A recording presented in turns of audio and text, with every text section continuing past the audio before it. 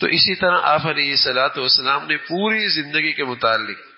اس بات کی تلقین فرمائی، اور خاص طور پہ فرمایا اقتصاد کا لفظ استعمال کیا۔ اقتصاد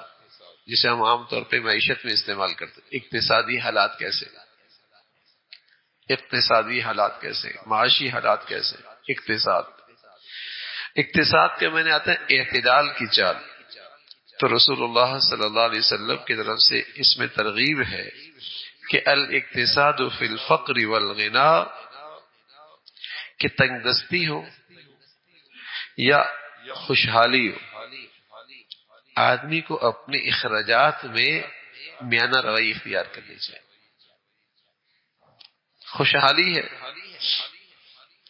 اور آمدنی زیادہ ہے، وسائل کی کثرت ہے، یہ حالات اتنے اچھے نہیں، تو دونوں کے اندر بھی درمیانی چال، الاقتصاد فی الفقر والغنا، کہ فقر کا دور ہے یا خوشحالی کا زمانہ ہے اور فراخی ہے، تو رسول اللہ صلی اللہ علیہ وسلم نے فرمایا کہ اس کے اندر بھی درمیانی چال چلے۔ اور ایک روایت میں فرمایا کہ اقتصاد ہر حال میں یہ عادی معیشت ہے، عادی معیشت۔ آج جو سب سے بڑا مسئلہ ہے وہ کیا ہے؟ وہ اسراف ہے، وہ تبذیر ہے، وہ اپنی چادر سے زیادہ پاؤں پھیلانا ہے۔ آمد کم ہے، اخراجات زیادہ ہیں، آمد کم ہے، اخراجات زیادہ ہے، ہر طرف مسائل کھڑے ہیں، ضروریات تک اکتفا نہیں، خواہشات کی فہرست ختم نہیں ہوتی۔ آج ساری دنیا نے اس کو مسئلہ بنا رہا، ساری دنیا کے لیے ایک بڑا مسئلہ ہے، اخراجات پوری نہیں ہو رہا، بجٹ پورا نہیں ہو رہا، وسائل پورے نہیں ہو رہے، میانہ روی نہیں، میانہ روی نہیں۔ جس کے پاس جتنا آ رہا ہے وہ کوشش کر رہا ہے کہ بس اس سے آگے ہی نظر آؤں اور اس سے زیادہ آگے بڑھ کر دوسروں کو دکھاؤں، نمائش،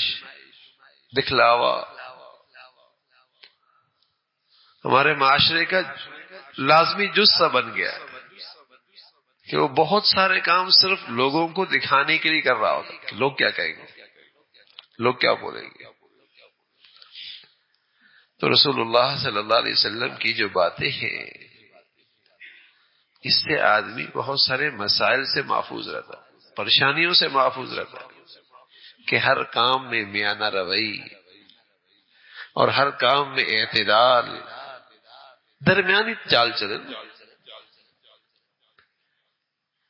کھانے میں، پینے میں، لباس میں، پوشاک میں، رہائش میں، سواری میں، ہر چیز میں درمیانی چال چلے۔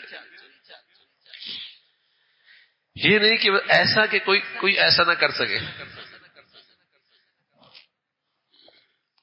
میری زندگی کا رہن سہن ایسا ہو، بس ایسا کوئی بھی نہ ہو۔ ایک بھوت سوار ہوتا ہے نا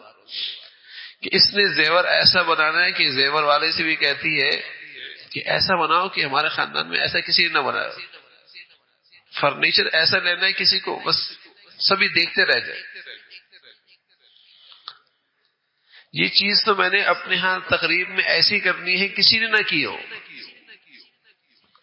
یہ بیماری ہے،